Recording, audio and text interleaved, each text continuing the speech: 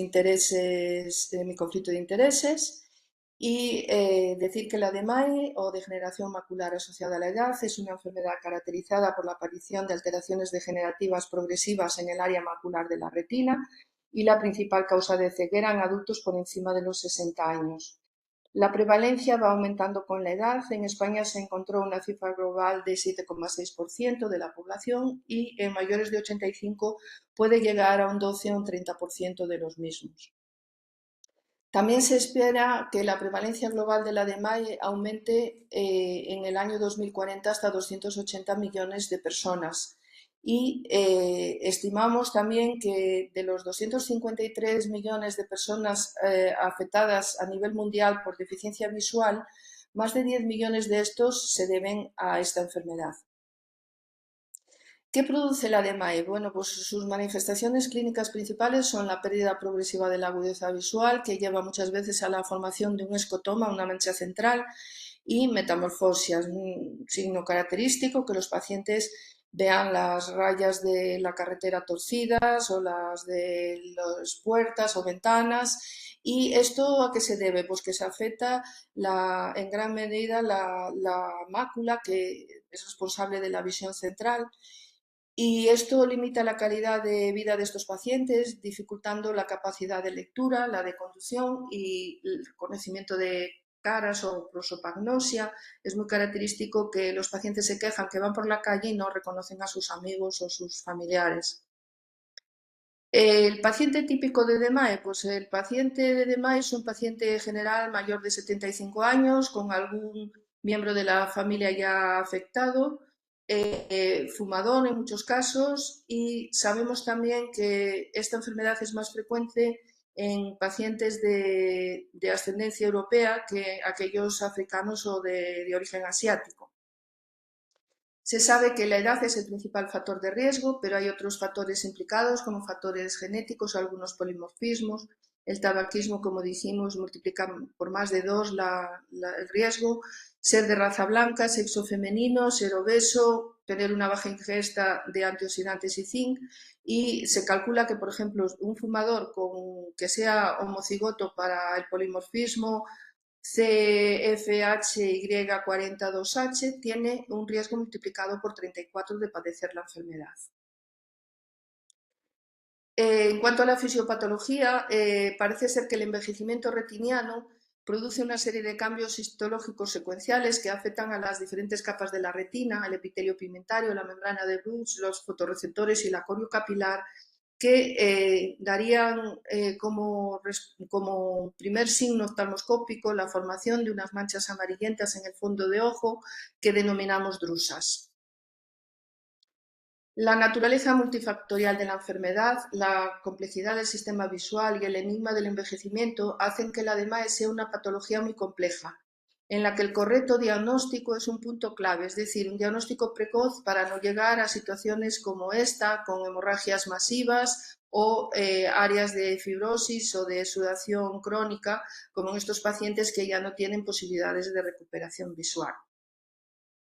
En cuanto a la clasificación, tradicionalmente la enfermedad se clasificaba en seca o atrófica o exudativa o húmeda, con 3 estadios clínicos de progresión de severidad: la DMAE precoz, intermedia y avanzada. En la DMAE avanzada, que es la que nos ocupa, pues la atrofia geográfica se corresponde con la forma avanzada de la DMAE seca, y nosotros nos vamos a dedicar hoy a hablar de la DMAE neovascular, que sería la forma avanzada de la DMAE exudativa o húmeda. Y es en esta DMAE neovascular donde la aparición de los neovasos, de las membranas neovasculares que aparecen en la mácula, van a ser las responsables de la hemorragia y la exudación a nivel macular que causa esta enfermedad. La DMAE neovascular solo representa el 10% de los casos de DMAE, pero supone el 90% de los casos de ceguera debida a esta enfermedad. De ahí que estos pacientes presenten una baja calidad de vida y precisen controles frecuentes y retratamientos que van a suponer una enorme carga tanto para el paciente como para sus cuidadores. Si nos centramos en la degeneración macular neovascular, que es la forma avanzada de DMAE húmeda, Pues distinguimos a la vez dos formas. La forma no exudativa, donde existen los neovasos, pero todavía no han dado signos de actividad y no precisa tratamiento, y luego la DMAE exudativa, donde existe signos de actividad y ya precisa tratamiento. En este caso, los vasos o la neovascularización que existe a nivel macular se divide en cinco tipos distintos: la neovascularización tipo 1, la tipo 2, la tipo 3, la tipo 1 aneurismática y luego formas mixtas, que iremos explicando a lo largo de la charla. El complejo neovascular que presentan estos pacientes es el que define esta enfermedad y debemos reconocer las formas de actividad exudativa que presentan estos pacientes. Cuando solo teníamos la angiografía con fluoresceína, hablábamos de fuga o leakage, el término en inglés, para hacer referencia a la salida de líquido de los vasos retinianos hacia la retina. Mientras que desde que tenemos la tomografía de coherencia óptica nos vamos a referir más bien a fluido en distintas capas de la retina, como fluido intrarretiniano, subretiniano, por debajo del epitelio pigmentario de la retina. También puede ser exudación lipídica, los exudados duros que decíamos antes, material hiperreflectivo subretiniano, que es un material hiperrefringente, color blanco, en el OCT y que puede ser debido a sangre, a inflamación o a otras causas. Y los puntos hiperrefringentes que se forman a nivel también de la lesión.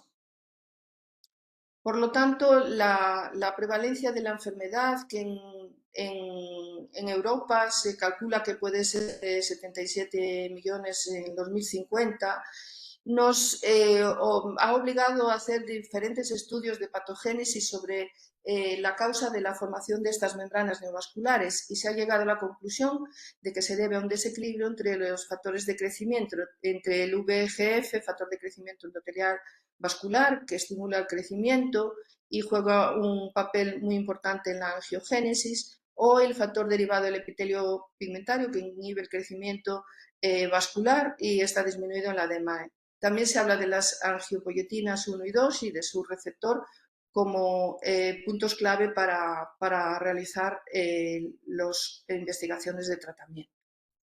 La terapia, por tanto, anti-VEGF se considera el tratamiento de referencia actual para la DMAE neovascular, pero la necesidad de inyecciones frecuentes y seguimiento limita su eficacia y efectividad a largo plazo. La evolución del tratamiento antiangiogénico en los últimos años ha sido muy importante. Empezamos tratando estas membranas con fotocoagulación láser, que dejaba muchísimas cicatrices. Se operaban también, se intentaban extraer. Luego vino la época de la terapia fotodinámica, pero la terapia fotodinámica quemaba la membrana, pero a la vez estimulaba el crecimiento por otro lado, con lo cual los resultados visuales eran muy malos. Y la era antiangiogénica se inicia con el Macugen, que duró muy poco tiempo porque era muy poco efectivo, y realmente el fármaco más importante fue el Lucentis, el ranibizumab, que se comercializó en 2007. A partir de ahí apareció el Eylea en el 2012, en el 2020 el Beovu, en 2023 Vabysmo y en 2024 pues ya disponemos del mismo Eylea que teníamos, pero más potente, de 8 miligramos. El uso de estas inyecciones, como podéis comprender, pues se ha incrementado de una manera exponencial, ya que con ellas conseguimos reducir o inactivar las membranas neovasculares. Y de esta manera la DMAE se ha convertido, digamos, de una enfermedad incurable en una enfermedad crónica. Pero eso con todos sus problemas. Por tanto, vamos a definir unos puntos clave en el manejo de la DMAE para optimizar este tratamiento. El primer punto es el diagnóstico precoz. Entre esta imagen y la última pasaron 4 meses. El paciente vino con una sospecha de degeneración macular neovascular aquí y se le citó para una angiografía, pero el paciente no acudió y cuando acudió llegó con este hematoma subretiniano y hemorragias a distintos niveles de la retina. ¿Qué que nos ha ayudado en los últimos años también para poder realizar un diagnóstico precoz, pues la aparición y la evolución de las técnicas de imagen, que ha evolucionado muy rápidamente en los últimos años. Hemos pasado de la angiografía, que era lo único que teníamos en los años 80, pues hemos pasado a los equipos de tomografía de coherencia óptica, de dominio temporal, al dominio espectral, los resource, los OCTs que permiten ver en profundidad la coroides, el descubrimiento de la OCTA, la geografía por tomografía de coherencia óptica, y los retinógrafos y angiógrafos de campo amplio. ¿Por qué es importante la imagen multimodal? Pues es importante porque cada prueba nos va a aportar una información distinta de la enfermedad. Y veis, por ejemplo, que aquí tenemos un mismo paciente visto con una angiografía con fluoresceína, donde vemos que hay aquí un pooling de contraste. Con verde indocianina vemos que solamente es vascular esta zona más blanca de aquí. Con la tomografía de coherencia óptica vemos que el paciente tiene un desprendimiento del epitelio pigmentario alto y picudo, y con la autofluorescencia vemos el daño que le está haciendo la enfermedad, la extensión del daño a nivel de la mama. Por tanto, el diagnóstico precoz es muy importante. Todas las técnicas nos han ayudado a mejorar en este sentido. Esto, por ejemplo, es una angio-CT donde vemos, aunque es muy precoz, la aparición de unos vasos que se ven hiperrefringentes a este nivel, a nivel del corte de la zona vascular, y en este caso vemos en una angiografía con fluoresceína como existe una difusión aquí de contraste y una hemorragia satélite de una neovascularización característica que nos hace sospechar de un RAP. Cuando el diagnóstico es precoz, el tratamiento puede ser precoz. El acto único es fundamental para que el paciente se vaya a casa tratado el primer día que viene y que se le diagnostica, ya que es la forma ideal de tratamiento, lo antes posible. Segundo punto clave es el diagnóstico preciso. El diagnóstico preciso porque debemos definir la neovascularización macular.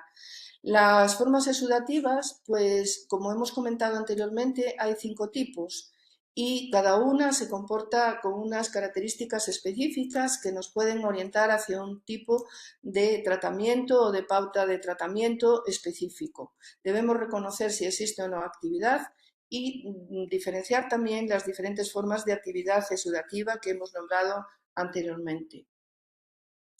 El diagnóstico preciso nos permite ver que las membranas neovasculares, la neovascularización macular tipo 1, que representa el 40% de los casos, pues tiene mejor pronóstico, tiene una mayor tolerancia al fluido subretiniano y una evolución menos desfavorable y una presentación de atrofia menos frecuente.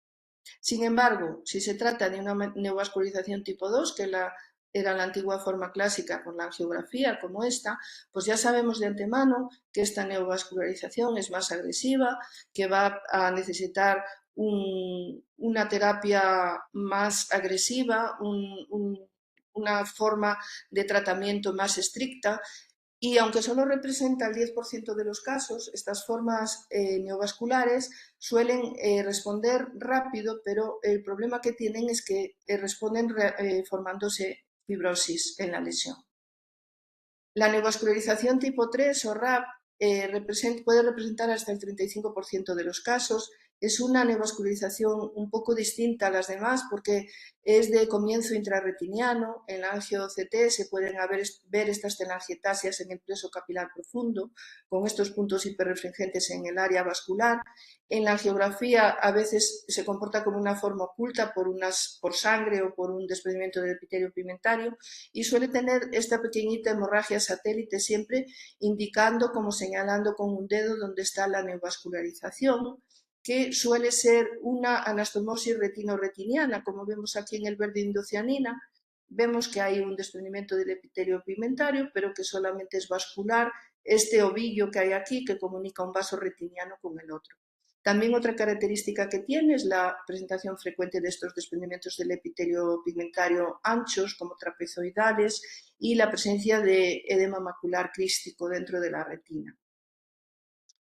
Es preciso diagnosticar esta entidad que también se caracteriza en la angio-OCT por la aparición de unas columnas de flujo. Si nos situamos con el cursor en donde está el ovillo vascular, y es importante porque estas neovascularizaciones responden muy bien al tratamiento, pero también pueden, si no las tratamos a tiempo, llegar a situaciones tan graves como estas, con formación de anastomosis retinocoroideas y edemas maculares quísticos y fibrosis, con difícil respuesta al tratamiento. La neovascularización aneurismática tipo 4 es una neovascularización tipo 1, pero en la que se forman unas dilataciones aneurismáticas o pólipos que se llamaban, que son visibles prácticamente con el verde indocianina solo, porque en la OCTA, si no tienen mucho flujo, no se ven. La característica de la neovascularización aneurismática tipo 1 es que es una neovascularización que tiene una respuesta a veces incompleta a los fármacos anti-VEGF, y si los los pólipos son muy activos, a veces hay que tratarlos con terapia fotodinámica. Se caracteriza también por mantener agudezas visuales mejores que las de otras formas de neovascularización. El verde indocianina es fundamental para el diagnóstico y los nuevos OCTs también nos van a ayudar. Por último, las formas mixtas, como vemos en este caso, que su pronóstico depende un poco de cuál sea el tipo predominante de neovascularización que presenten. Vemos que a veces hay que hacer cortes en el OCT, hacer como segmentación por encima del epitelio pigmentario para distinguir las formas de neovascularización tipo 2, que son las que están por encima del epitelio pigmentario, y hacer la segmentación por debajo del epitelio pigmentario para descubrir la forma tipo 1 oculta. Por último, en la neovascular debemos distinguir también una forma no exudativa que comentamos antes, y que esta forma no exudativa se caracteriza por la presentación de vasos, pero estos vasos están inactivos, todavía no han empezado a exudar. La característica de la tomografía del OCT es esta imagen en doble línea, que en la definición inicial debería tener más de 1000 micras de diámetro transversal y más de 100 micras de diámetro vertical. Y estas lesiones, lo que debemos saber, que no se deben tratar, solamente observar cada 3 o 4 meses para ver si se vuelven exudativas. Pueden llegar a representar el 14% de los ojos contralaterales de otros pacientes afectos de edema neovascular exudativa. Y se han descubierto por la OCTA, porque se veían como membranas que estaban subfoveales, pero no exudaban, y que al compararlas con el verde indocianina vemos que la imagen es muy similar a las placas que aparecían en la angiografía con verde indocianina, pero que en aquel momento no sabíamos qué significado tenían. Debemos también interpretar los signos tomográficos y ver si hay engrosamiento retiniano y dónde se localiza el fluido, el estado de los fotorreceptores y si hay desprendimientos del epitelio pigmentario. En este caso el fluido es intrarretiniano, en este caso es subretiniano, aquí hay un fluido subretiniano y un desprendimiento del epitelio pigmentario. Esto es un edema quístico crónico. ¿Por qué? Porque se ve que los fotorreceptores están alterados, que ya están dañados. Entonces, este líquido probablemente no nos vaya a responder al tratamiento. Luego la presencia de los DEP, que dijimos en la polipoidea, muy típicos, DEPs altos y picudos, y luego estos DEP más pequeñitos en dedo de guante que localizan donde se encuentran los pólipos. Elegir la pauta de tratamiento más adecuada es otro punto muy importante, porque sabemos por todos los estudios que se han realizado y los estudios de práctica clínica real también, que la dosis de carga resulta en mejores visiones finales. La dosis de carga son 3 inyecciones mensuales que se realizan al inicio del tratamiento, que a mejor visión basal va a ser mejor visión final, es decir, diagnóstico precoz, que con un tratamiento temprano y frecuente hay una mejora de agudeza visual final, y que un tratamiento Tritan-Sten estricto es comparable al mensual que se producía en los ensayos pivotales. Elegir la pauta adecuada pues va a depender también del tipo de membrana, del tipo de fármaco que vayamos a usar. En general, en este momento usamos sobre todo el tratamiento Tritan-Sten, que sería tratar siempre y aumentando la extensión del tiempo en cada tratamiento, si el paciente está bien. Si el paciente está mal, habría que reducir otra vez la extensión. ¿Por qué? Pues porque, como hemos dicho, las membranas tipo 1 pues, pueden requerir pautas más flexibles, no necesitan un tritán-estén tan estricto. Las membranas tipo 2 necesitarán una dosis de carga estricta y un tritán-estén también estricto. La neovascularización tipo 3 o RAP necesita tratar, pero tampoco ni sobretratar ni infratratar, porque tiene una tendencia natural a la formación de atrofia, que si sobretratamos mucho podemos aumentar su presentación. Y luego la vasculopatía polipoidea, que necesita a veces tratamientos combinados secuenciales. Vemos aquí un paciente que tiene unos pólipos en racimo, que de entrada tiene un mal pronóstico y un pólipo muy grande. Se trata con terapia fotodinámica y 6-Aflibercept. Se produce una reactivación a los 18 meses, repetimos la terapia en este pólipo, pero estos no se reactivan. Y a los 27 meses, pues, de la terapia y 4 Aflibercept más, pues la agudeza visual es de 0,8.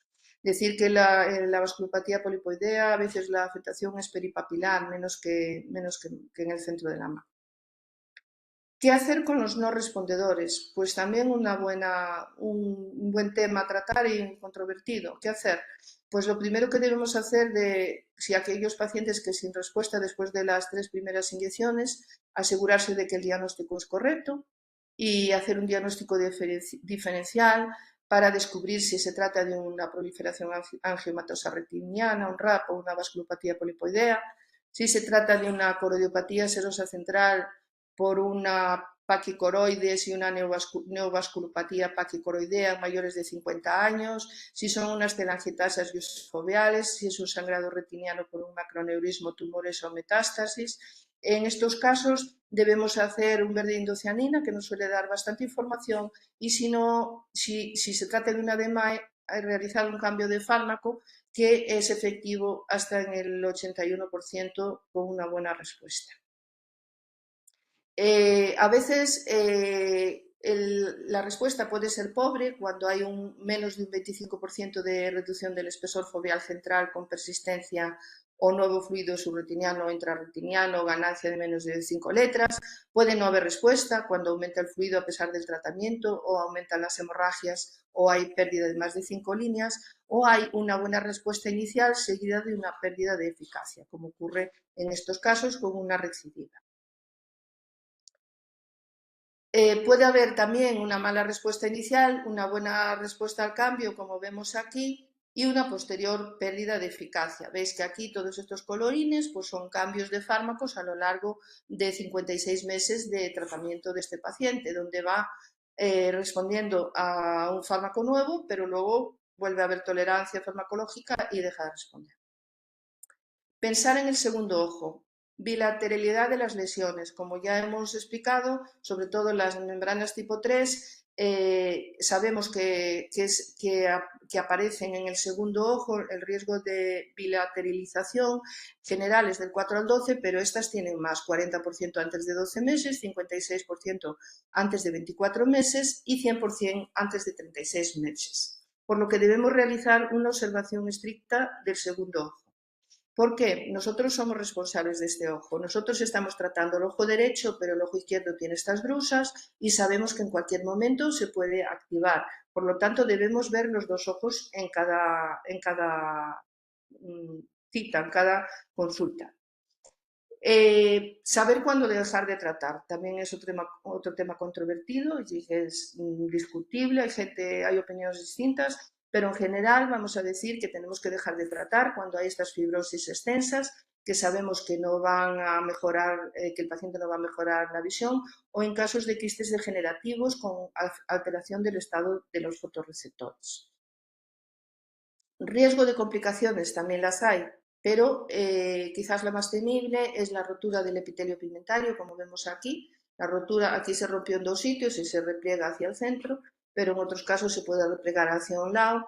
Si hay afectación foveal puede suponer pérdida de visión importante, si no la hay, pues el paciente puede mantener una buena agudeza visual y seguir tratándose. Por tanto, la terapia es el tratamiento de la edema neovascular. El objetivo en este momento es extender los intervalos de tratamiento, manteniendo los resultados funcionales y anatómicos lo más que podamos, con fármacos de mayor duración de acción.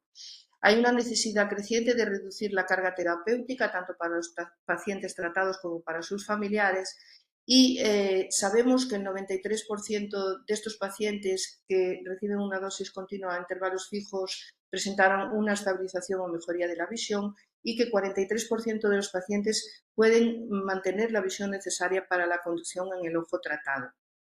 También sabemos que a los pacientes las inyecciones les generan estrés y que agradecen las innovaciones que reducen la frecuencia de las mismas. ¿Qué fármacos tenemos ahora? Tenemos ranibizumab, aflibercept, brolucizumab, faricimab y aflibercept de 8 miligramos. El brolucizumab lo tenemos de reserva para rescate debido a las complicaciones inflamatorias que ha presentado con casos de obstrucciones vasculares en la retina, pero hubo algún paciente que le ha ido muy bien y que se ha podido extender muy bien, pero bueno, la gente tiene miedo a este riesgo y se utiliza de terapia de rescate. Y luego los dos últimos que tenemos, pues es el faricimab, que se aprobó en 2023. Nosotros lo tuvimos disponible en nuestras consultas en abril del 24. Se trata de un fármaco que tiene una diana dual, es un anticuerpo bioespecífico para uso intraocular dirigido a dos vías distintas contra la angiopoyetina 2 y el VEGF-A, tanto en la DMAE como en el edema macular. Y sus resultados en el estudio pivotal Tenaya y Lucerne pues mostraron una extensión de entre 12 y 16 semanas en el 77,8% de los casos. El otro fármaco nuevo que empezamos a usar con jeringa precargada hace un mes es el aflibercept de 8 miligramos. Es un fármaco que ya conocemos que es eficaz y conocemos que es un fármaco seguro y lo que ha ocurrido es que se ha aumentado la concentración intravítrea, contiene 8 miligramos en 0,07 mililitros de inyección y la idea es que, que tiene una concentración molar superior y permite una inhibición efectiva mayor.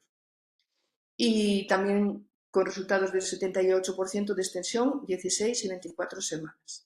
Y solamente, muy rápido, un ejemplo de un paciente tratado con faricimab, veis con este DEP elevado, se le dio la dosis de carga y 16 y 10 semanas, el paciente no vino porque se fracturó una vértebra y volvió a las 18 semanas con unos resultados espectaculares y una visión de unidad.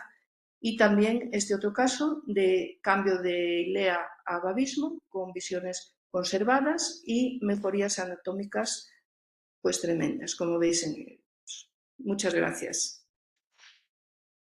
No sé si me pasé un poco de tiempo.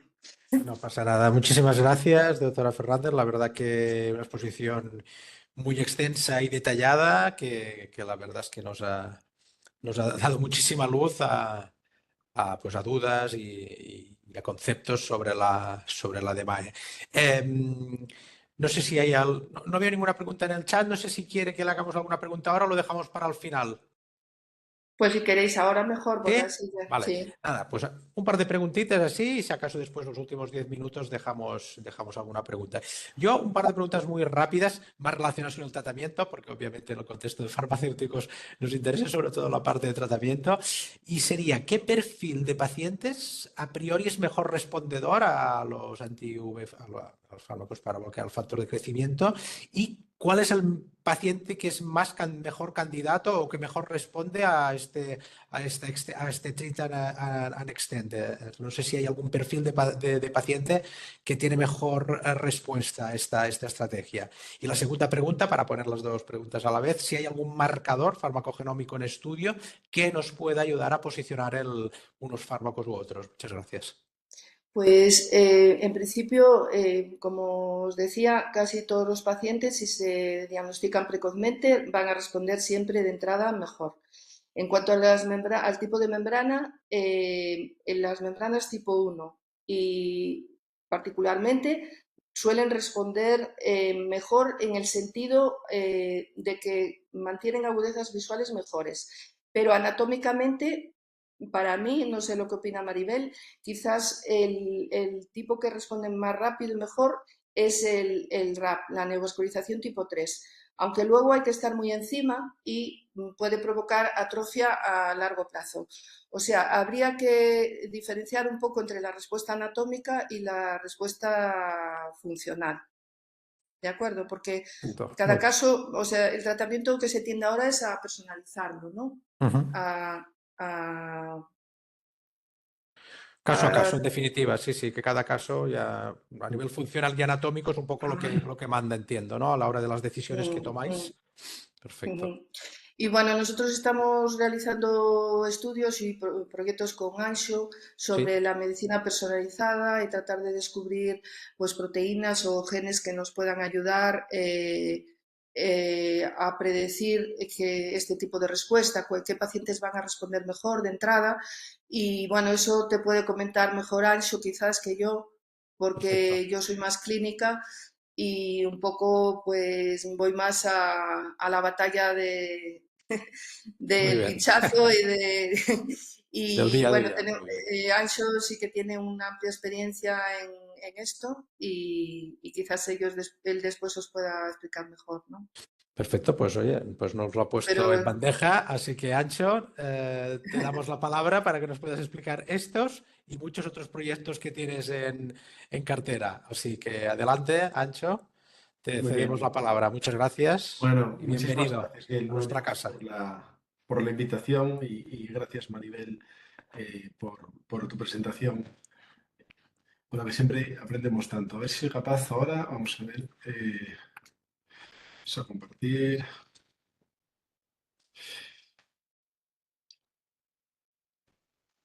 Si me confirmáis, por favor, que lo estáis viendo Sí, adecuadamente. ahora ya lo tenemos. Genial. Muy bien. Muchas gracias. Bueno, proyectos nacionales de colaboración, ¿no? En farmacia hospitalaria. Antes de empezar directamente, ¿no? Con los proyectos nacionales, me gustaría poner un poco en contexto, pues quizás la importancia de los mismos. Porque para nosotros, la introducción en oftalmología en el campo asistencial, la investigación siempre fue el eje, ¿no? Que nos impulsó, que nos ayudó y que nos permite continuar, como bien ha dicho Maribel, ¿no? Tenemos pues, diferentes estudios y estos son los impulsores también de la parte asistencial. Una parte asistencial en donde cada vez está más saturada, ¿no? Maribel lo puede corroborar, estos son los datos de Galicia. Fijaos en el tiempo de media de espera desde el 2015 hasta el 2023 para un paciente por una primera consulta, a la vez que el número de pacientes también en lista de espera, pues obviamente muy acentuado desde el COVID, pero cada vez más pronunciado.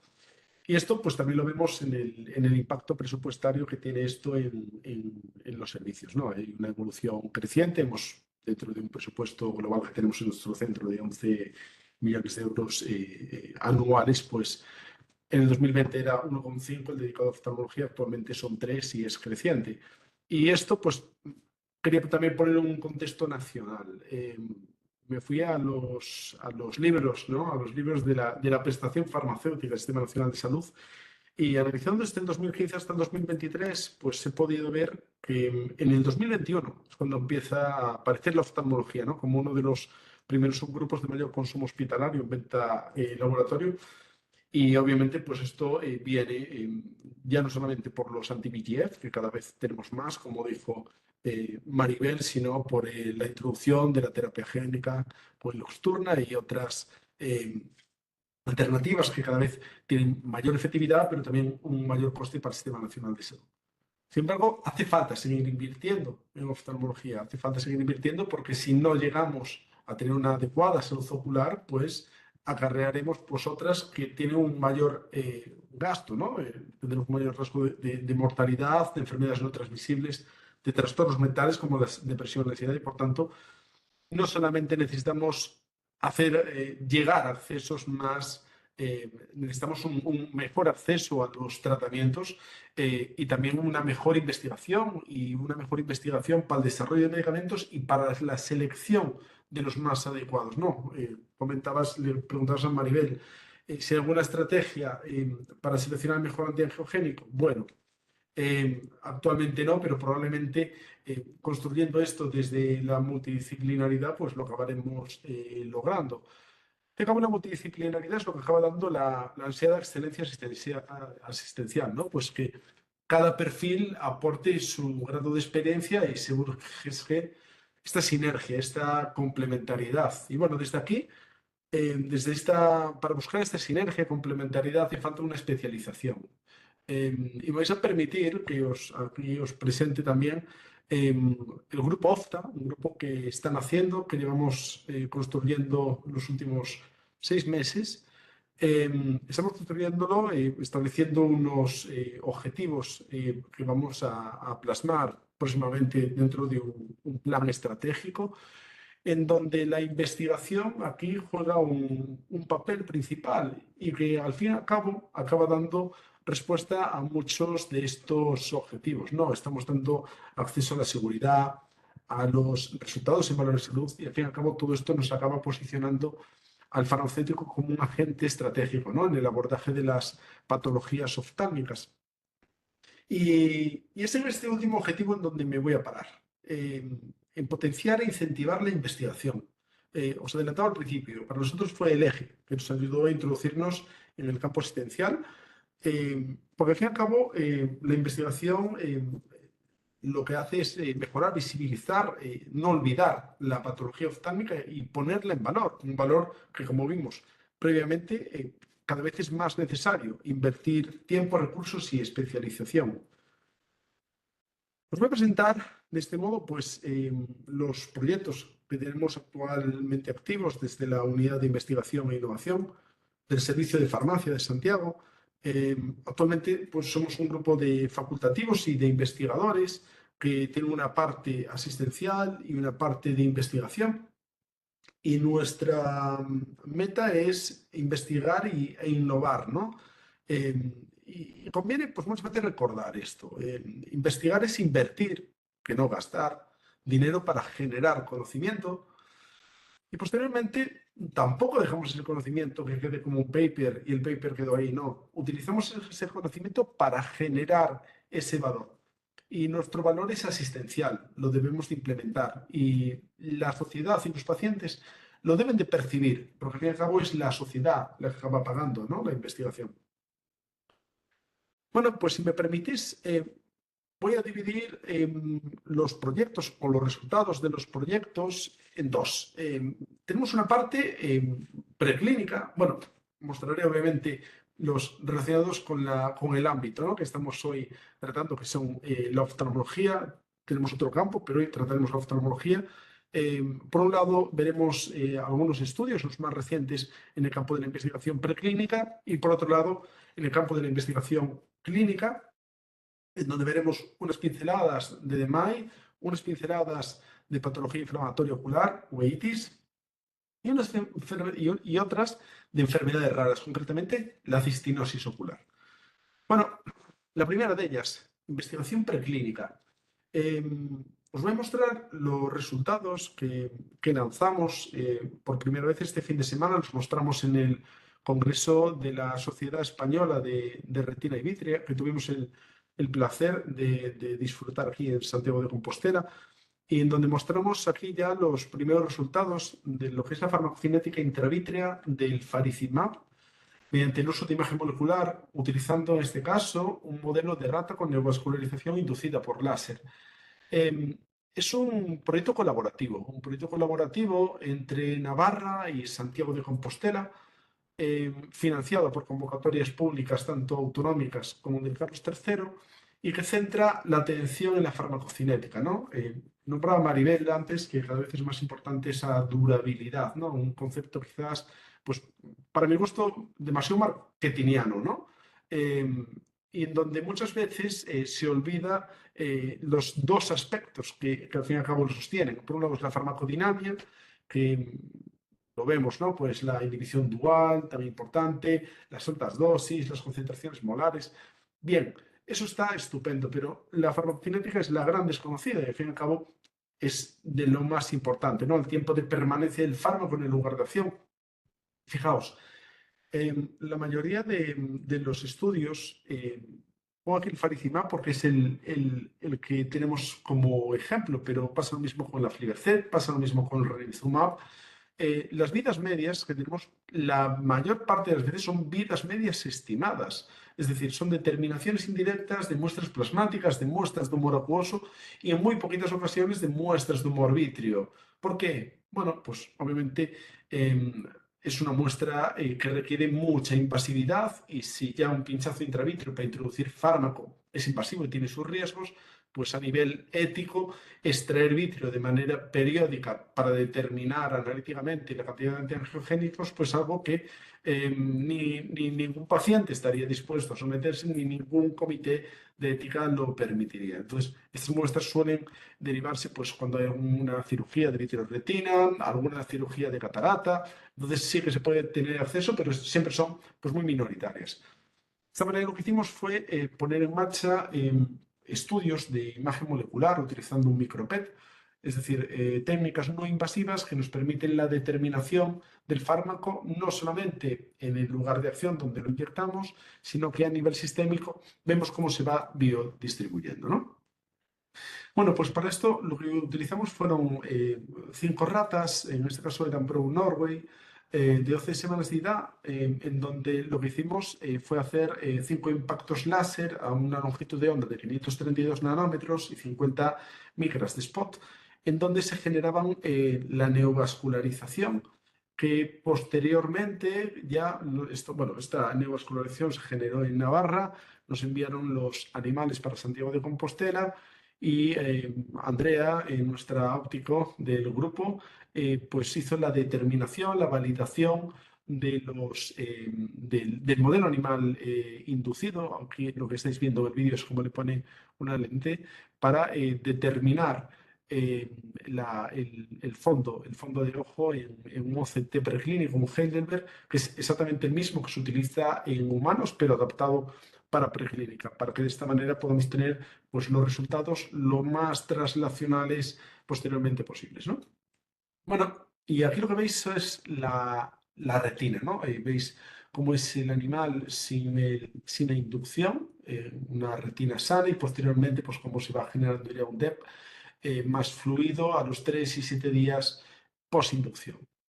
Por tanto, tenemos un modelo de neovascularización, de DMAI, en donde tenemos que pasar al siguiente paso, que es realizar la inyección intravítrea vía VARS plana de un anticuerpo radiomarcado. En este caso tenemos un radiomarcaje pues, con muy buena eficiencia del 99%. Y estos animales se introducen en un microPET y lo que hacemos es determinar, se hace una imagen renderizada en donde se fusiona la imagen PET, que es la que tenéis a vuestra izquierda, con el TAC, la del medio, y se mira lo que le llamamos el SUV, ¿no?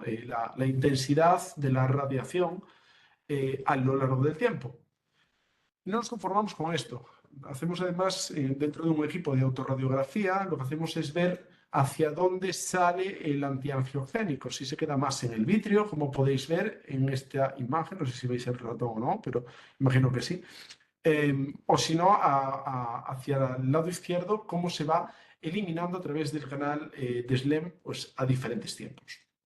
Lo que hacemos de este modo es cuantificar la imagen, la intensidad de esta imagen, ¿no? que queda en el vítreo. De esta manera podemos trazar las curvas farmacocinéticas, que es lo que nos acaba dando la vida media de estos antiangiogénicos de una manera no invasiva y con muchos puntos.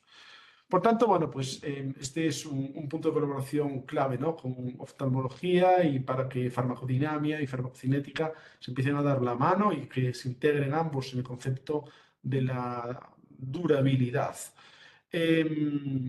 Y además, pues bueno, en colaboración con la Facultad de Farmacia también se están desarrollando sistemas de liberación retardado, concretamente nanocápsulas, en las cuales se integran estos anticuerpos para retrasar al máximo la salida de estos anticuerpos y además que tengan una mayor penetración en su lugar de acción, la retina.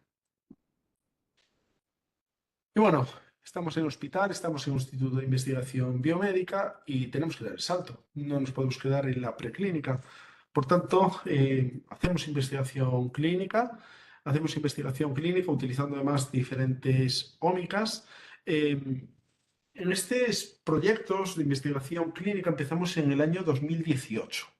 Empezamos concretamente pues, con un proyecto FIS en donde utilizábamos técnicas de imagen, de farmacocinética y de farmacogenética para caracterizar la respuesta a antiangiogénicos. Concretamente era el ranibizumab, que era uno de los fármacos que más utilizábamos en ese momento. Hicimos diferentes estudios farmacogenéticos donde sí que vimos como había SNPs característicos que predecían la respuesta, sobre todo tras la fase de carga, ¿no? Sabíamos qué pacientes podía llegar a beneficiarse más o menos en función de su perfil genético, y además pues esto también nos ayudó a introducir el campo de los resultados en salud. Empezamos a obtener y además buscar correlaciones, ¿no?, entre los parámetros anatómicos que daban esa respuesta que vimos en la sesión previa, ¿no?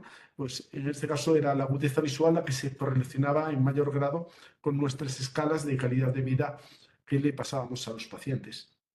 Pero bueno, nos quedamos con el gusanito, ¿no? Pues el genoma, oye, pues no deja de ser más que la potencialidad, ¿no?, que finalmente se exprese o no se exprese esa proteína. ¿Cuántos procesos tienen que pasar desde que un SNP se exprese a que no? Entonces decidimos dar el paso y nos volcamos en el campo de la proteómica, y de esta manera cienciar la proteómica, la farmacoproteómica, igual que la farmacogenética, igual que la farmacocinética, como una herramienta más en el campo de la medicina personalizada.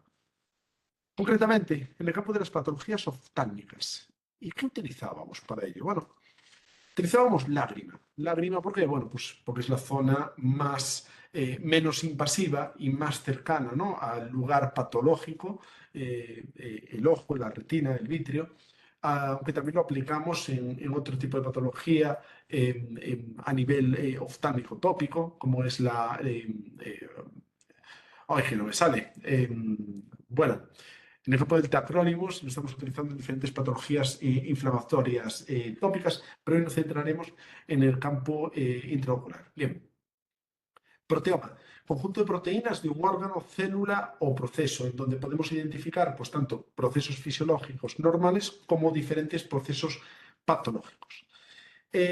Podemos de esta manera identificar proteínas que están diferencialmente expresadas en estos procesos patológicos, y que éstas nos puedan llegar a indicar diferentes rutas moleculares implicadas que nos ayuden a buscar nuevas dianas terapéuticas. Pero es que además también nos sirven como estrategia de medicina personalizada para dirigir intervenciones clínicas. Tengo un ejemplo. Este es un caso clínico de una vitreoretinopatía inflamatoria neovascular, en el cual se fue dirigiendo el tratamiento en función de los niveles que se detectaban en humor acuoso. Es decir, este paciente empezó con tratamiento antiangiogénico porque le hicieron determinaciones in situ viendo niveles altos de VEGF. Mejoró la visión. Empezó a empeorar, le volvieron a tomar muestra, vieron que los niveles altos de VEGF ya no eran tan altos y priorizaban los niveles de TNF-alfa.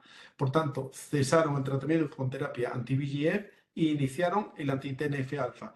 Volvieron a buscar la nueva respuesta y posteriormente ya con terapia anti-interleuquina 6 ante el cambio también del proteoma y por tanto de los factores expresados. Bueno, cuando vemos este caso, digamos, esta es la nuestra, tenemos que ir a por todas, y empezamos a trabajar en el campo inflamatorio. Y concretamente, pues empezamos a tratar con muestras no invasivas, como os adelanté antes, que era la lágrima, ¿no? ¿Y por qué estudiar el proteoma en fluidos oculares? Pues porque es la zona más cercana a la patología ocular. ¿Qué se utilizan o qué se puede utilizar? Se puede utilizar para la recolección de lágrimas tanto el test de Schimmer, ¿vale?, con un papel pues por capilaridad absorbe la lágrima, o en nuestro caso, que es lo que estamos utilizando, microcapilares, que es en donde recogemos la lágrima que posteriormente será procesada. Bueno, pues esto tuvo resultados realmente buenos. Es un estudio que publicamos en Jobs muy recientemente, y es en el campo de la uveitis, concretamente en el campo de adalimumab, una terapia que, bueno, cada vez se utiliza más en primera línea, pero normalmente, y en nuestro caso, pues es para pacientes no respondedores a corticosteroides o incluso inmunosupresores. Fue un estudio transversal, multicéntrico, en donde se clasificaban los pacientes a tratamiento con adalimumab, que tenían que llevar mínimo 6 meses de tratamiento, como respondedores o no respondedores en base a los criterios SAN, una clasificación muy estricta, en donde se clasificaban como respondedores si no tenían células, si tenían cero también de turbidez vítrea. A nada que expresasen una cruz, pues pasaban a ser no respondedores. Pues obviamente, pues aplicar criterios muy estrictos, tuvimos un porcentaje de respondedores muy alto. Casi el 50% de los pacientes no eran respondedores según estos criterios y eran pacientes relativamente jóvenes, 37 años. El primer resultado que tuvimos, bueno, y esperable a su vez, ¿no? Es que no había diferencias en la cantidad de proteínas en las lágrimas entre respondedores y no respondedores, pero que identificamos un total de 399 proteínas. Y aquí es en donde empezamos a tener sorpresas, ¿no? Vimos que había 14 proteínas diferencialmente sobreexpresadas y 26 infraexpresadas comparativamente entre respondedores y no respondedores, y además existía pues gran correlación entre las mismas, ¿no? Esto es un análisis string en donde se ve en donde las proteínas, qué relación en el grado biológico tienen y viéndose en donde, dentro de los procesos biológicos implicados principales la respuesta inmune como uno de los factores principales. Bien, ¿y en qué punto estamos ahora mismo? Pues estamos en un punto de validación. Estos son estudios que se hicieron mediante proteómica shotgun, de descubrimiento amplio, y posteriormente ahora vamos a corroborar estas proteínas diferencialmente expresadas mediante tecnología ELISA, lo que nos permitirá en un futuro, esperemos que no muy lejano, pues desarrollar kits de point of care donde tú puedas realmente llevarte esto a la consulta y expresar o realizar algo similar a lo que se hacía en el caso que os introducía con el caso de la vitreoretinopatía proliferativa. Pero esto fue concretamente, ¿no? En el campo de la uveitis, fue un proyecto que dio continuidad al anterior FIS, con lo que empezamos el de DMAI de genética, y volvimos al campo de la genética. Y volvimos al de la genética con DMAI y aplicando la proteómica. ¿Por qué? Pues porque hicimos una revisión sistemática en donde vimos que realmente el potencial era enorme y la evidencia pues realmente limitada, y teníamos que incrementar el conocimiento, y en base al conocimiento previamente generado pues empezamos a trabajar en este campo. El reclutamiento aún no ha empezado en este campo, pero ya tuvimos alguna experiencia. Concretamente hicimos un estudio que también presentamos este fin de semana en el Congreso de la SERP, en donde vimos cómo existen proteínas diferencialmente expresadas cuando se hace el cambio de tratamiento, en switch, ¿no? Hay pacientes no respondedores, concretamente eran aflibercept, que se hace un switch a faricimab, en los cuales se ven proteínas diferencialmente expresadas, 176 concretamente infraexpresadas y 8 sobreexpresadas. Es un estudio que iniciamos, es uno de los estudios multicéntricos que más ganas le tenemos. Es un estudio que incluye a diferentes centros de España, y en el que pretendemos pues, realmente aplicar todo lo que estuvimos aprendiendo, ¿no? Tanto con el switch de proteómica como en el campo inflamatorio, como previamente con la genética en el campo de la DMAI. Queremos buscar nuevas dianas terapéuticas y además buscar cómo estas proteínas diferencialmente expresadas nos sirven de dianas en el que podamos testar campo de reposicionamiento terapéutico. Vamos a incluir casi 500 pacientes en donde vamos a buscar correlaciones en los cambios diferenciales de proteínas utilizando tanto lágrima como sangre. ¿Por qué? Bueno, pues porque queremos tener métodos no invasivos y que además sean trasladables a la práctica clínica, y de esta manera poder trasladarlo de manera efectiva a las consultas de oftalmología. Para esto lo que vamos a hacer es de nuevo proteómica shotgun, proteómica cuantitativa, ver los procesos implicados. Y con estos procesos biológicos implicados y con estas proteínas que nos van a dar estas dianas, en colaboración con la Universidad de Santiago, se van a testar una batería de 4.000 moléculas de reposicionamiento terapéutico, es decir, aquellas que pasaron fases 1 y fases 2 de seguridad, pero que no resultaron efectivas pues, en diferentes patologías e indicaciones y que pueden serlo teniendo en cuenta estas dianas expresadas.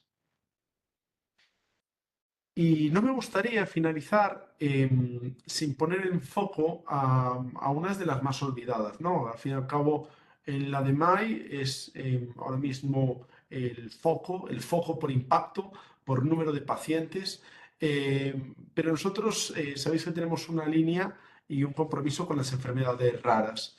Concretamente, gracias a Iker, un niño de Vallecas y del Rayo Vallecano, que fue el que nos impulsó, ¿no? Un poco hacia esta investigación, a trabajar en el campo de la cistinosis, a trabajar en el campo de la cistinosis ocular. Probablemente algunos de vosotros estéis utilizando la formulación que publicamos y con la que tuvimos tantos progresos desde 2017 hasta el 2023, un hidrogel de cistiamina. Aquí poníamos el foco en la formulación, ¿no? Era uno de los grandes retos era asegurar la estabilidad de una molécula realmente muy inestable y que poco a poco pues fuimos dando pasos para asegurar esa estabilidad y buscar las condiciones de conservación y acondicionamiento óptimas pues para dar con la que actualmente tenemos, ¿no? Que es un hidrógeno en monodosis que le permita al paciente llevárselo pues, de manera portátil, de manera aséptica y que de esta manera pues, pueda tener una alternativa paliativa al tratamiento, pero bueno, por lo menos la que actualmente tenemos disponible por no existir pues fórmulas actualmente financiadas que lo permitan. Y además en el campo de la cistinosis, actualmente también estamos trabajando en la búsqueda de nuevas dianas terapéuticas en las que tenemos resultados realmente buenos. Bueno, de nuevo es un proyecto colaborativo con muchos compañeros también de los servicios de farmacia, concretamente de los Aquirecha, Valdebrón, Gregorio Marañón y del Instituto de Biomedicina de Sevilla, en donde estamos identificando, en este caso, no son muestras oculares, puesto que la cistinosis es una enfermedad sistémica que sí que tiene afectación ocular, pero también en diferentes órganos como riñón, hígado, corazón. Utilizamos un nuevo sistema que se llaman las PBMCs y para ello pues, utilizamos un sistema automatizado, robotizado, que es el Automax. Probablemente si algún centro está involucrado en terapia CAR-T, sabrá que es uno de los aparatos que se utilizan, ¿no? Para seleccionar los linfocitos. Utilizan bolas magnéticas con anticuerpos que seleccionan las subpoblaciones celulares que nos interesan. Y en este estudio lo que hicimos fue reclutar tanto a pacientes como a sus progenitores para ver realmente las proteínas diferencialmente expresadas y que podrían estar implicadas en procesos biológicos. Y además aquí lo que hicimos fue que con los cultivos celulares de estos pacientes estimulábamos con cistiamina y lo que veíamos era cómo esa estimulación pues, provocaba el incremento pues, de unos clústeres de proteínas significativos y que unos estaban relacionados más con la efectividad y otros con la seguridad. Finalizo para no robaros más tiempo. Los hospitales que más investigación hacen son los más eficientes, los que mejores alternativas terapéuticas le pueden ofrecer a los pacientes y debemos poner el foco en la patología oftálmica, pues antes o después esperemos que pocos de vosotros, pero tendremos problemas de visión graves que no nos permitirán hacer nuestro día a día. Además, investigar, estamos en un foco de farmacia hospitalaria, investigar está dentro de los objetivos 2030 de la SEF, pone el foco en el reto 5 de la cultura de la investigación, el reto 8 de la individualización y optimización de la farmacoterapia, en el reto 17 de terapias avanzadas y personalizadas y sobre todo, pues al fin y al cabo, algo que engloba todas ellas, ¿no? Incorporar un poco la innovación abierta. Por tanto, debemos de buscar el encaje dentro de nuestro día a día asistencial para buscar ese espacio, esa profesionalización y que el pilar, que la investigación acabe siendo también pues, un pilar más dentro de la farmacia hospitalaria. Muchas gracias. Muchas gracias, Ancho. La verdad es que es un placer escucharte siempre, el ingente trabajo de investigación que haces, junto con muchísimos compañeros, donde sin lugar a dudas hay un ejercicio además de generosidad y de trabajo en grupo para intentar avanzar, ¿no? Porque realmente de lo que se trata es intentar mejorar los resultados en salud al final que conseguimos con el medicamento, que es nuestra herramienta de trabajo, los farmacéuticos de hospital, pero intentar ir al mejor tratamiento para el paciente concreto y este es el camino que estás dibujando, ¿no? Entonces, bueno, vamos un poquito justitos de tiempo, yo te haré una pregunta que es, claro, la verdad que la complejidad del tema es amplia y requiere muchísimo tiempo, muchísimo esfuerzo de muchos centros, muchos pacientes.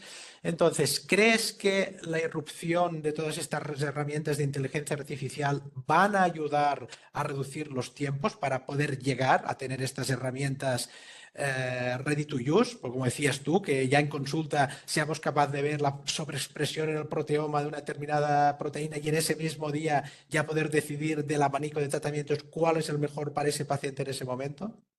Sin lugar a dudas, sí, claro. La inteligencia artificial ha venido para ayudarnos, ¿no? Es como la rueda del carro. Eh, no hay que ser...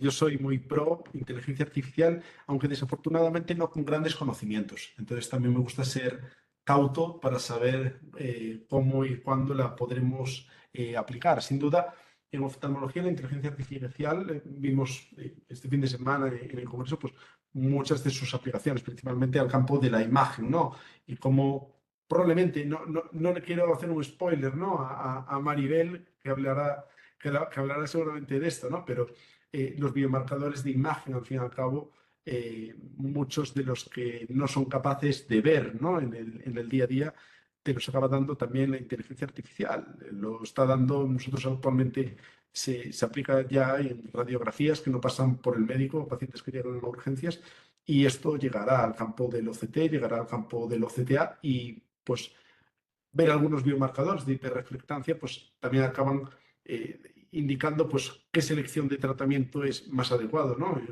En el caso del edema macular diabético, antiangiogénicos, corticoides, las guías se están actualizando en base a las mismas y la inteligencia artificial nace y está para esto, para ayudarnos a seleccionar las mejores herramientas. Perfecto, Ancho. Muchísimas gracias. Pues nada, nos lo pones también muy bien para dar paso ya a la doctora Maribel López, que nos hablará del manejo clínico de precisión, precisamente, de esto hablamos también, y tratamiento del paciente con edema macular diabético. Doctora López, por favor, le damos la palabra. Muchas gracias. Bueno, pues buenas tardes a todos. Estoy intentando localizar ahora la presentación de PowerPoint. A ver si se me comparte. ¿Está? ¿Se ve? Está en ello, sí. Ahora ya la tenemos aquí delante. Si la tenemos delante, ¿verdad? Sí. Bueno, pues no sé, ¿se ve en pantalla completa? Es que yo Todavía no. Es que es lo que quería ver si se veía con pantalla completa. A ver, ahora no, ¿verdad? No. Si va a presentación con diapositivas arriba. Está compartiendo Microsoft PowerPoint arriba del todo. Sí, pero lo vemos en ¿Se el ve ahora? patrón. ¿Se ve ahora? Ahora sí, perfecto. Se ve en pantalla completa. Bueno, pues Perfecto, muchas gracias. bueno, quería en primer lugar dar las gracias a Biel Mercadal por haberme invitado a participar en este webinar y es un privilegio compartir este tiempo con todos vosotros y con Maribel y Anxo, que han hecho unas presentaciones francamente, para mi gusto, espectaculares y muy didácticas. Yo voy a hablar como ha comentado Biel, del manejo clínico de precisión y tratamiento del paciente con edema macular diabético. Como todos sabéis, el edema macular diabético es una de las complicaciones más temidas por el oftalmólogo de la diabetes mellitus, una enfermedad metabólica crónica que causa una gran cantidad de complicaciones devastadoras y que está sufriendo o experimentando un aumento tremendo de la prevalencia. En esta diapositiva podemos ver, de acuerdo con los datos publicados por la Federación Internacional de Diabetes, el incremento de esa prevalencia a nivel internacional y cómo se está produciendo de una manera muy llamativa, en los países en desarrollo o en vías de desarrollo. Realmente se ha transformado en la nueva epidemia del siglo XXI.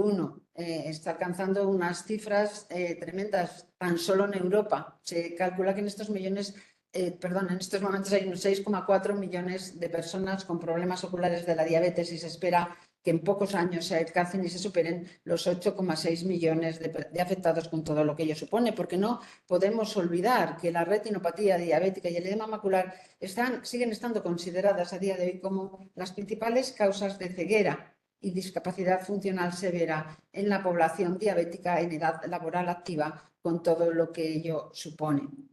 Es más, si nos fijamos en la diapositiva, podemos ver en la parte inferior cómo el riesgo de ceguera en las personas con diabetes es un 25% superior al de una persona no diabética. Y eso, pese a que sabemos que es posible evitar y prevenir esa evolución hacia la ceguera, hasta en un 80% de los casos, si las complicaciones oculares, la retinopatía diabética y el edema macular, se diagnostican y se tratan a tiempo.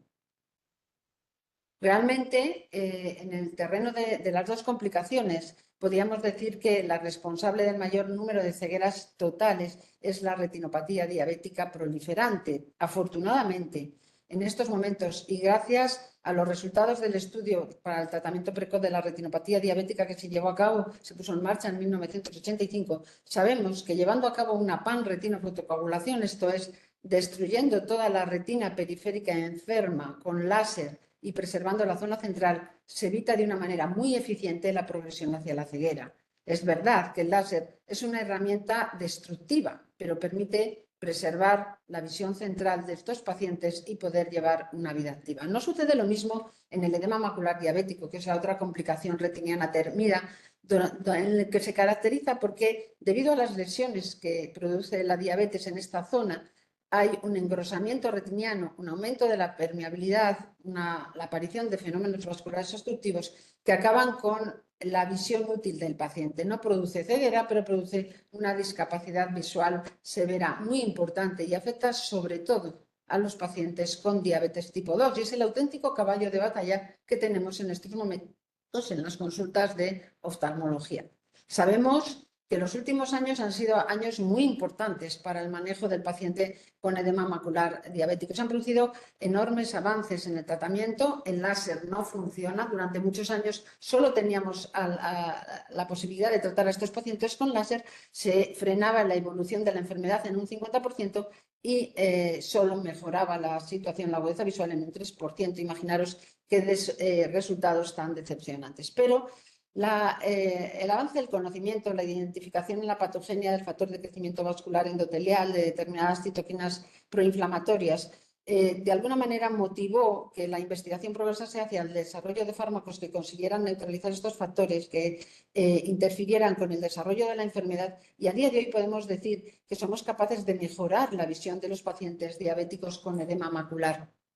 Sin embargo, quedan aún todavía muchas necesidades no cubiertas. Lo vamos a ir viendo. Realmente, la terapia ha conseguido cambiar el pronóstico funcional de los pacientes con edema macular diabético, pero podemos decir que en el año 2025 el edema macular diabético sigue siendo una entidad de enorme trascendencia sociosanitaria. Es la causa más frecuente, como decía, de discapacidad funcional severa.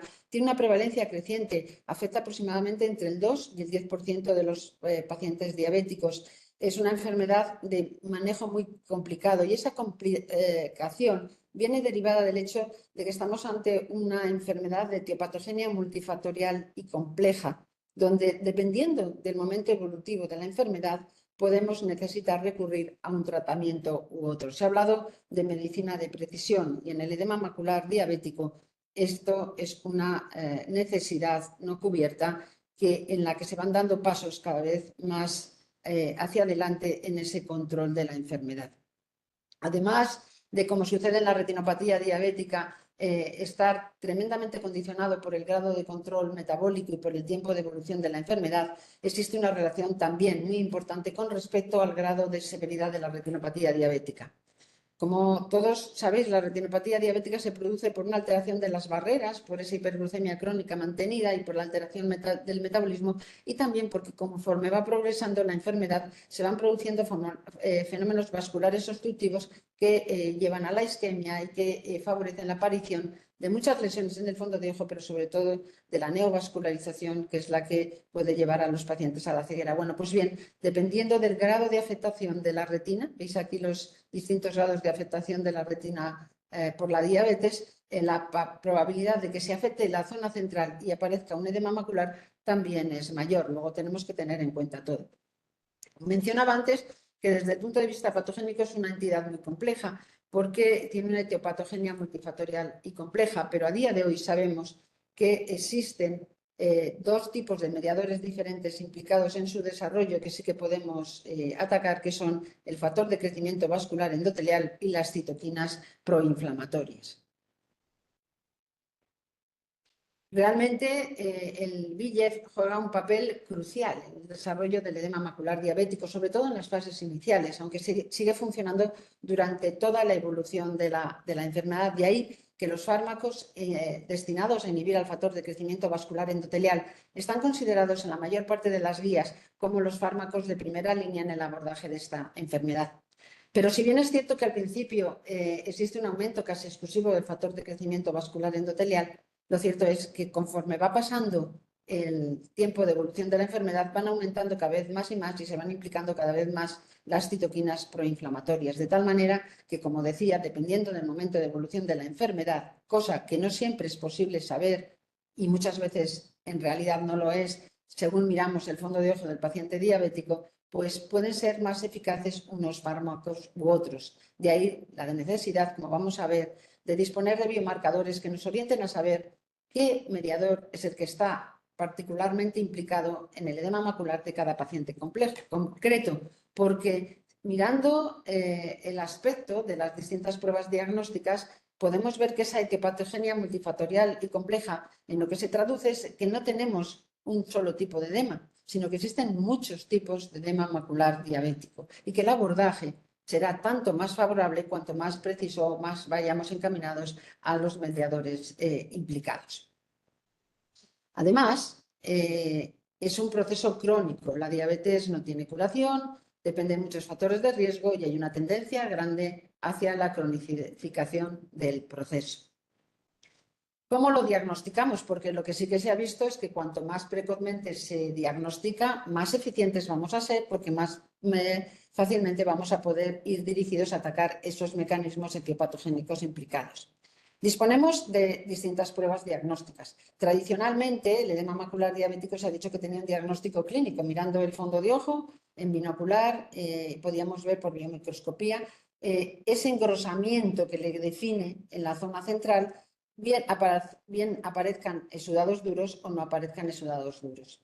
Sin embargo, se ha visto, gracias al avance tecnológico, que existen muchas exploraciones complementarias que nos van a ayudar a tipificar bien el edema macular diabético. Durante mucho tiempo se ha utilizado la angiografía con fluoresceína sódica. Realmente la angiografía con fluoresceína sódica lo que nos traduce es ese aumento de la permeabilidad, ese encharcamiento de la retina en la zona central, pero no nos aporta más detalles. Lo que ha supuesto una auténtica revolución en el control y en el manejo de los pacientes con edema macular diabético ha sido la llegada de la tomografía de coherencia óptica. Nos va a permitir definir el tipo de edema macular, nos va a permitir valorar en función de esos biomarcadores que vamos a ver cuál es el mejor tratamiento, la respuesta que tengamos de una manera objetiva, porque nos va a dar datos numéricos de engrosamiento y datos cualitativos también de cambios en la estructura anatómica de la retina en la zona central. Y además nos va a permitir valorar la respuesta y establecer el pronóstico de cada paciente concreto. La tomografía de coherencia óptica nos permite analizar in vivo, nos da una imagen muy parecida a la de un corte histológico a nivel de la mácula y nos va a permitir analizar in vivo las 10 capas de la retina. Vamos a ver si existen cambios a nivel de la retina interna, cambios en las capas medias, si hay quistes, si hay puntos hiperreflectivos, cómo se encuentra la retina externa y la capa de los fotorreceptores, y vamos a ver todos esos cambios que como consecuencia del trastorno inducido por la diabetes se están produciendo en el área central de la retina. Vemos aquí el aspecto del edema en las distintas modalidades, vemos esos quistes centrales, el engrosamiento que se produce y vemos también el aspecto en la imagen FACE. Sabemos si además va a haber un desprendimiento neurosensorial, si se está afectando la retina externa, si hay un componente traccional.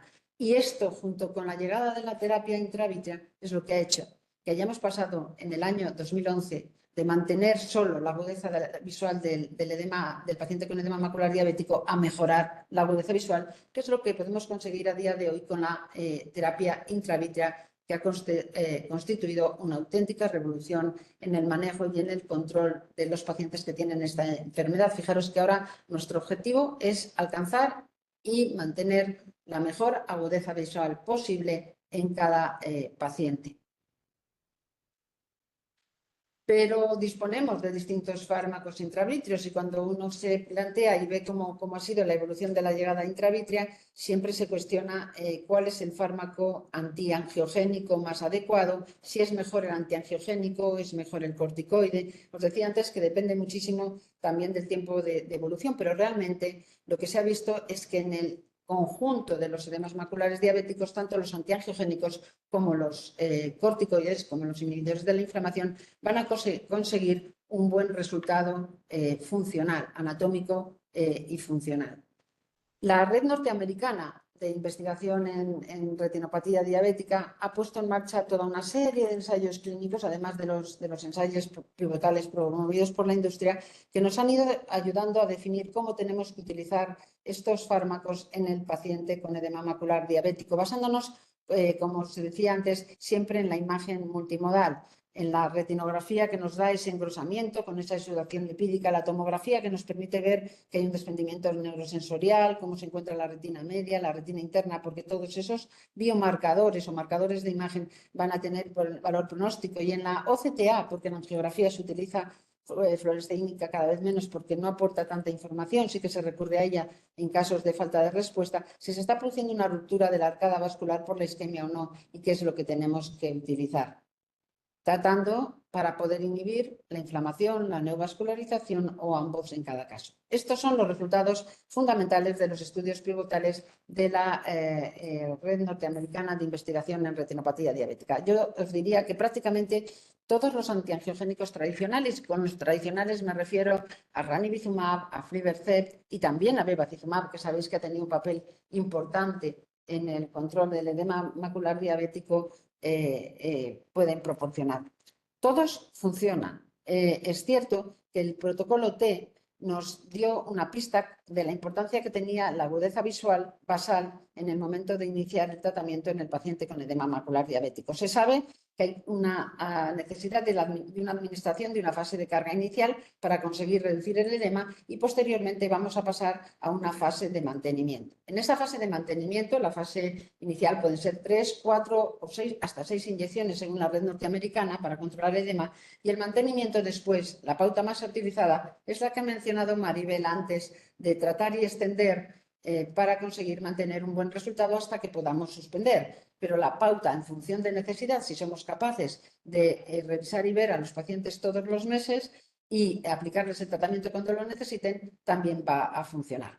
Si la agudeza visual está por debajo de 0,5, entonces aflibercept parece que es más eficaz que ranibizumab. Eso ya nos ayuda a individualizar. Si la agudeza visual es de la unidad y no hay un engrosamiento central, podemos posponer la terapia. Como os digo, realmente son datos que han ido ayudándonos a manejar bien el paciente con edema macular diabético. Y como os decía, prácticamente todas las guías de práctica clínica consideran a la terapia antiangiogénica como terapia de primera elección porque funciona muy bien en el grueso de los pacientes, pero no en todos.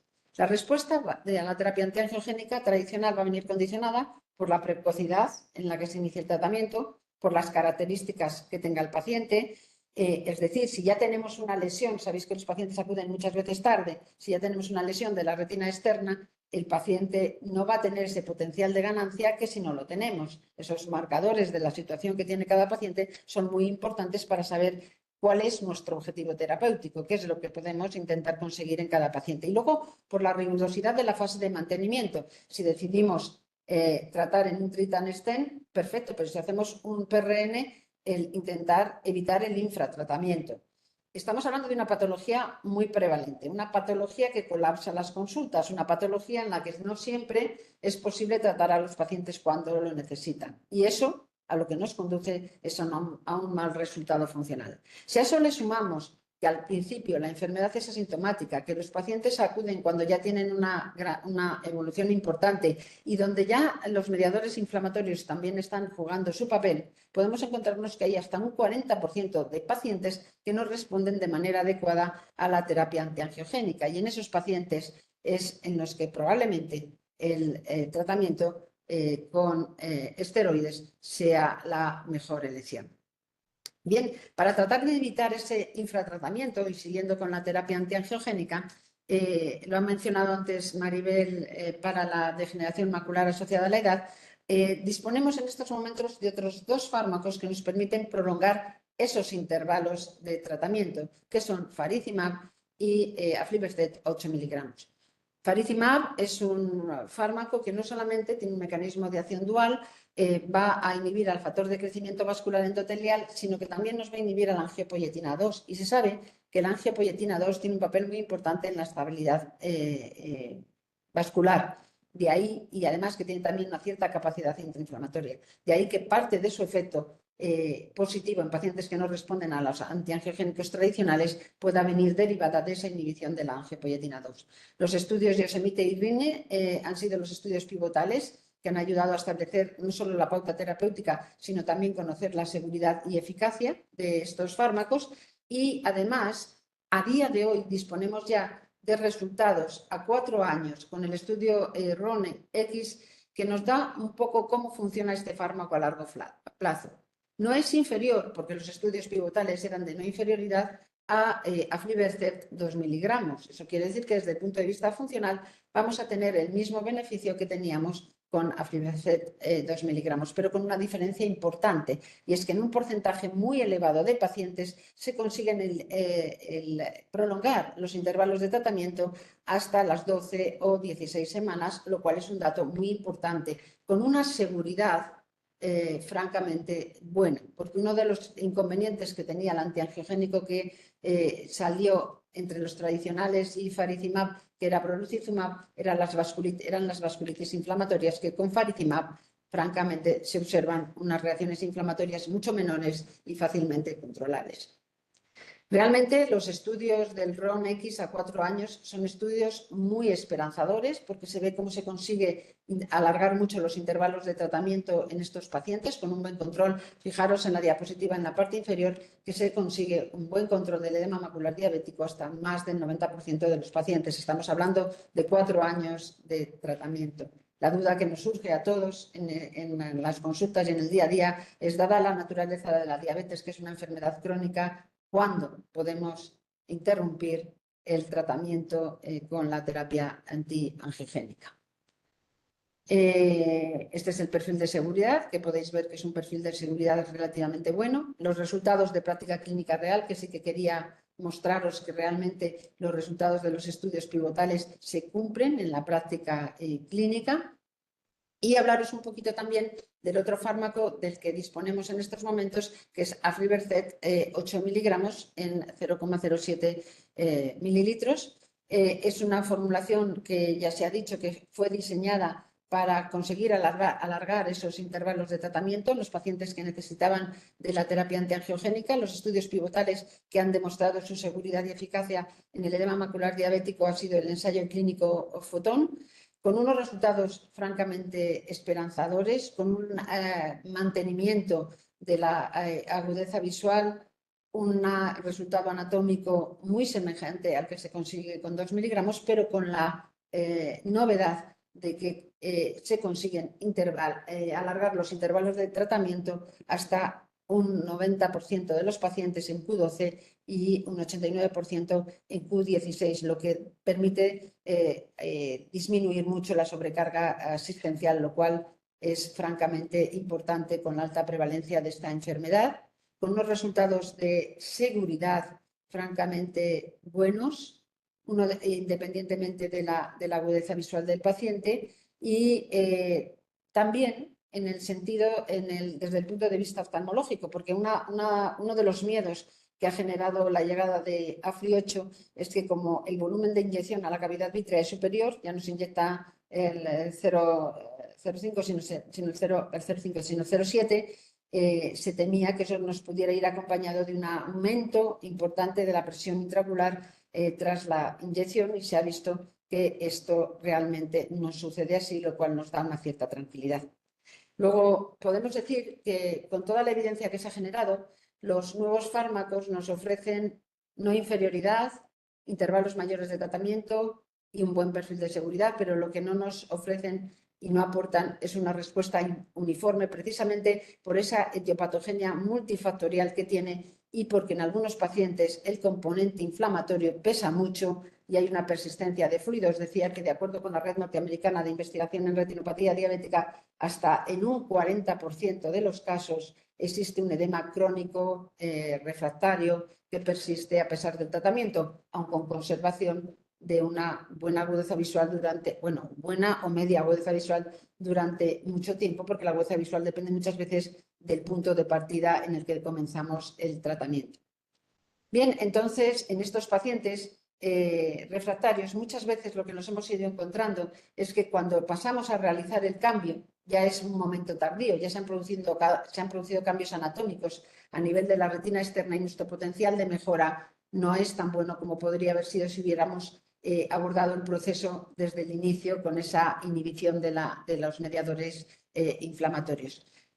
Lo que hemos visto también es que la OCT es una herramienta muy útil para poder tipificar el edema macular diabético ya desde el inicio y poder realizar este cambio lo antes posible si la respuesta no es adecuada o si de entrada se trata de un edema con características claramente inflamatorias. Son los marcadores de imagen. Se sabe en estos momentos que la presencia de quistes intrarretinianos, la presencia de una membrana inflamatoria epirretiniana, la presencia de focos hiperreflectivos, grandes quistes o desprendimiento neurosensorial, como lo veis aquí, son mediadores o biomarcadores de inflamación que nos orientan mucho de cara al tratamiento y que deberíamos de tener en cuenta cuando abordamos por primera vez o cuando la respuesta no es favorable la inyección intravítrea de pacientes con edema macular diabético, hasta el punto de que en las guías de práctica clínica se ha incluido ya que si los pacientes presentan estos biomarcadores de inflamación,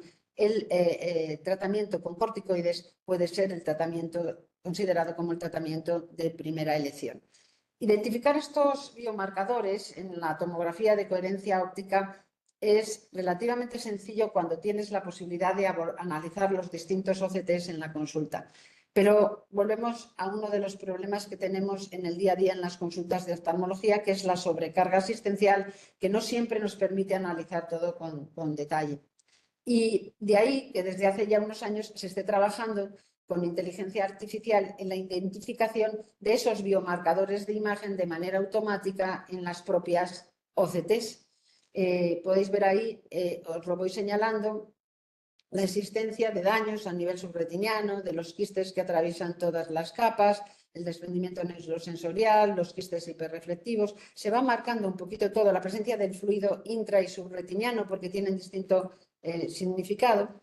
Y lo vamos viendo ese desprendimiento neurosensorial en azul, vamos viendo los quistes en rojo, vamos viendo el daño que se va produciendo sobre la retina externa, y existen programas a día de hoy ya comercializados y otros en vías de comercialización que analizan e identifican estos biomarcadores de manera automática y que nos dan una orientación de si se trata de un edema macular de características inflamatorias o se trata de un edema macular de características vasogénicas, lo que nos ayuda muchísimo a la hora de decidir cuál es el tratamiento idóneo para ese paciente concreto.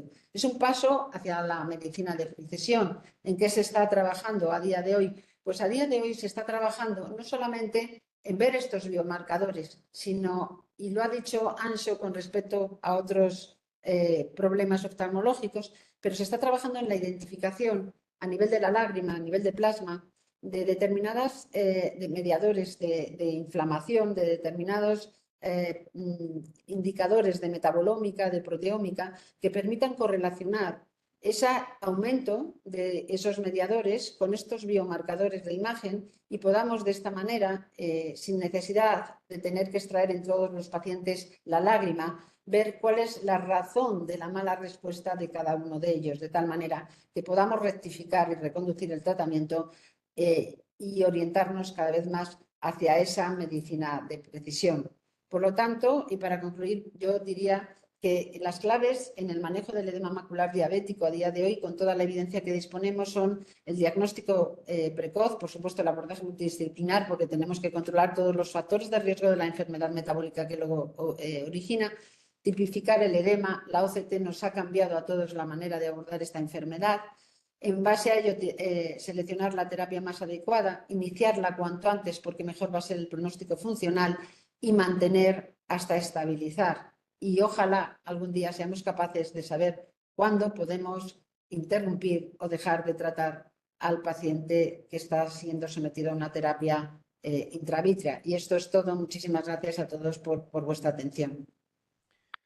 Muchas gracias, doctora López. La verdad que otra charla espléndida. La verdad que a mí me ha resuelto muchísimas dudas y además también me ha abierto pues esta puerta a la esperanza, ¿no? Que hablábamos, que la inteligencia artificial pues realmente nos tiene que dar en los próximos años pues un posicionamiento muy diferente en el manejo de la farmacoterapia. Y yo creo que hace pues 20, 25 años, cuando yo empecé la carrera, si me explican esto no me lo creo. Y realmente pues poder trabajar de esta manera es que nos abre pues un camino pues muy esperanzador a la hora de dar respuesta muchas veces a pacientes que la verdad es que nos desesperamos todos, ¿no? Farmacéuticos, clínicos y los propios pacientes cuando no podemos dar respuesta a cosas que además no conocemos, ¿no? Y el conocimiento es el que nos dará poder en el presente y en el futuro más inmediato. O sea que muchísimas gracias porque las 3 charlas han sido espléndidas. Por hacer una pregunta que se la hago a la doctora López, pero también el resto, tanto Anxo como la doctora Fernández también puede participar. Yo quería preguntaros algo que también está muy de moda, que es el tema de los agonistas de GLP-1. ¿Qué impacto tiene el tratamiento de los agonistas de GLP-1 en nuestros pacientes con DMAE, con edema macular diabético, que estén utilizando los agonistas GLP-1, los agonistas del GLP-1, como puede ser Ozempic, Mounjaro, etcétera, ya se empieza a tener información de si esto puede tener un efecto aditivo a la hora de mejorar los resultados de estos pacientes? Bueno, yo realmente en este sentido existe muchísima polémica, porque realmente no hay a día de hoy resultados concluyentes con respecto a si tienen un efecto aditivo o no lo tienen, ¿no? Porque realmente para esto tendríamos que poder ser capaces de llevar a cabo un ensayo multicéntrico y coordinado y multidisciplinar, ¿no? Donde se compare para ver si tienen ese efecto aditivo el estar en tratamiento con ellos y la terapia intravítrea o simplemente con ellos, ¿no? No, o sea, me refiero simplemente con la terapia intravítrea. Yo creo que no, hay mucha polémica y estudios muy buenos publicados, pero yo creo que todavía, a día de hoy, no hay evidencia suficiente como para poder afirmarlo con certeza, vamos, poder confirmarlo con certeza. Hay datos de ensayos clínicos, pero en mi experiencia, y siento ser un poco escéptica, yo soy muy partidaria de los ensayos clínicos, pero también de interpretar con cautela los resultados de los ensayos clínicos, porque están hechos sobre población muy seleccionada. Y esa población seleccionada que reúne esos criterios de inclusión y exclusión, cuando vamos a la práctica clínica, al día a día, pues nos encontramos con que no siempre se reproducen porque las poblaciones son completamente diferentes, ¿no? Yo creo que necesitamos un poquito más de tiempo y probablemente si algún día se pudiera el ser capaces de generar evidencia de primer nivel, pues generarla, ¿no? Pero necesitamos un poquito más de tiempo. Perfecto. Sí, no, es un poco lo que yo me imaginaba, ¿eh? Pero realmente parece que estos fármacos son como la panacea. Cuidado cuando hay un fármaco, parece que va a funcionar para todo, porque yo creo que efectivamente cautela, como dice la doctora López, efectivamente a lo mejor en el futuro, cuando haya ensayos bien diseñados, quizá pueda haber evidencia que nos apoye la utilización de estos fármacos, pero efectivamente todavía seguramente es prematuro, más allá de que pueda haber consideraciones teóricas de que quizá lo que uno pueda pronosticar es que efectivamente un buen control de un paciente obeso de su diabetes o del sobrepeso que tiene, a priori nos hace pensar que la hipótesis es que mejore el resultado de estas terapias intravítreas que estamos comentando, ¿no? Pero obviamente la evidencia es la que, a través de los ensayos clínicos, etcétera, nos tiene que dar respuesta a esta. O sea que seguramente en próximos congresos, los próximos meses o los próximos años, seguramente investigación en este sentido, seguro que tendremos respuestas que esperemos que sean positivas. No sé si Ancho, Maribel, ¿queréis hacer alguna apreciación? No tengo evidencia y bueno, en todo caso sería más quizás en diabetes que en DMAE, pero no, además es un poco irregular el uso porque no a todo el mundo se los cubre la seguridad social y la gente que tiene que pagarlos, pues tampoco el uso es tan estricto y bueno, yo creo que de momento no puedo decir nada sobre ese tema. Yo solamente una puntualización, que yo no sé si vosotros lo habéis observado, lo habéis oído, y es que realmente el problema, no tanto para el edema, que sí, que influye mucho el control metabólico, como para la retinopatía diabética. Yo lo que sí que he visto es que si no se lleva de una manera gradual, hay un empeoramiento de la retinopatía diabética, pero eso es, yo no creo que sea por la terapia farmacológica. Creo que si el paciente tiene una retinopatía diabética no proliferante severa con una isquemia importante, sabemos ya desde hace mucho tiempo que un control metabólico estricto hace agravar la retinopatía diabética porque está en una situación de un equilibrio de tolerancia a la isquemia muy débil y eso puede hacerlo empeorar. Entonces yo siempre creo que es importante, antes de iniciar el tratamiento con cualquier fármaco que vaya a inducir un control metabólico rápido, no solo la insulina, el hacer una revisión del estado en el que tiene su retina. Porque eso sí que lo he visto. Lo he visto a pacientes que de repente han hecho un control estricto porque se han asustado de las complicaciones, han adelgazado de manera muy rápida. Bueno, pues yo creo que no está de más en esos casos el hacerlo de manera que yo me encantaría trabajar en equipo, que fuera un abordaje multidisciplinar, pero normalmente en los hospitales es más teórico que real el abordaje multidisciplinar, por lo menos en mi experiencia, ¿eh? Sí, Pues sí, no, yo, si totalmente, me como siempre, permitís, precaución. Sí, Ancho, por favor, adelante. más que sobre el uso y efectividad, y al hilo de lo que comentas, ¿no? Un warning de seguridad, ¿no? sobre esto, porque al fin y al cabo la EMA también está en preaviso para hacer un seguimiento estricto de casos de neuropatía isquémica asociada al Ozempic, ¿no? Entonces, bueno, a veces lo comido por lo servido y precaución con las indicaciones no probadas y al fin y al cabo lo que comentaba también Maribel, ¿no? Los estudios en vida real, ver cómo se acaban posicionando todo. Ejemplo también, en caso de seguridad, Luxturna, con los warnings que se realizaron, ¿no? Sobre fibrosis y atrofias a los pocos años, meses tras la administración. Entonces, bueno, como todo el tiempo lo acaba poniendo en su sitio, precaución, vigilancia y buena letra. Pues muy bien, pues muchísimas gracias. Estamos ya un poquitín fuera de tiempo, pero es tan interesante el debate que seguro que nos lo perdonarán los compañeros que están asistiendo. Pues nos quedamos con este último mensaje, como siempre, apelando a la ciencia, apelando a la evidencia y apelando a la farmacovigilancia. Muchísimas gracias, ha sido un auténtico placer, hemos disfrutado y hemos aprendido muchísimo como siempre. Así que nada, os esperamos en la siguiente. Muy, muy buenas tardes. Muchas gracias. Muchas gracias. Gracias a vosotros por la invitación, encantada. Gracias. Gracias. Gracias.